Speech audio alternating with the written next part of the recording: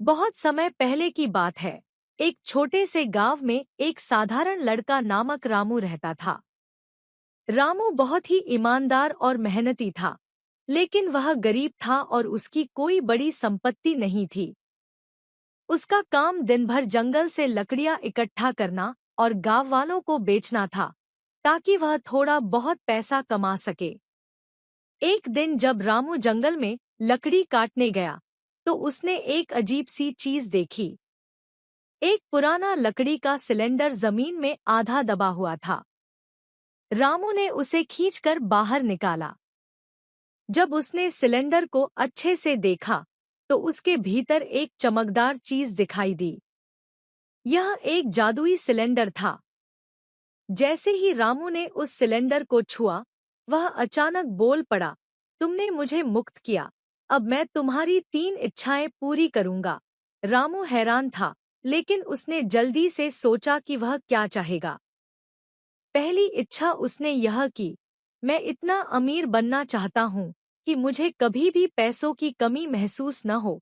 Cylinder ने अपनी चमक दिखाई और कुछ ही देर में रामू के पास अनगिनत सोने चांदी के सिक्के और हीरे मोती आ गए।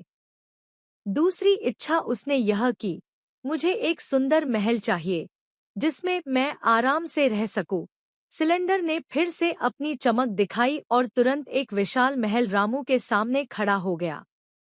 तीसरी और आखिरी इच्छा, रामू ने सोचा, मैं चाहता हूँ कि मैं हमेशा खुश रहूं और सभी लोग मुझे प्यार करें।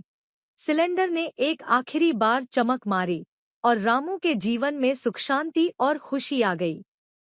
लोग उसे बहुत प्यार करने लगे और वह हमेशा मुस्कुराता रहता था। अब रामू अपनी जिंदगी से खुश था और उसने कभी भी किसी को दुखी करने का मन नहीं किया। वह अपनी शक्ति और धन का सही इस्तेमाल करता था। गांव में लोग उसकी मदद करते और रामू हमेशा उन्हें प्रेरित करता कि वे भी ईमानदारी और मेहनत से अपने जीवन को सुधारें।